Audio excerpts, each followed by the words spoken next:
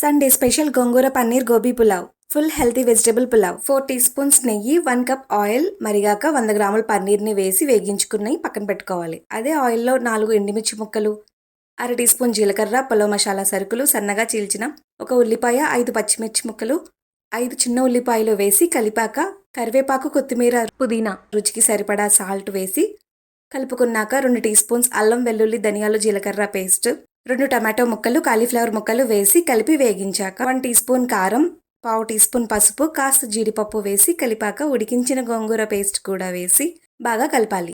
కడిగి గంట సేపు నానబెట్టిన 1/2 కేజీ బాస్మతి రైస్ని కూడా వేసి కలిపి 3 గ్లాసులతో వాటర్ పోసి వేగించిన పన్నీర్ ముక్కలు, అర టీ స్పూన్ పులావ్ మసాలా కూడా వేసి సాల్ట్ సరిపోయిందో లేదో చూసి కలిపి మూతపెట్టి లో ఫ్లేమ్ మీద ఉడికించాలి.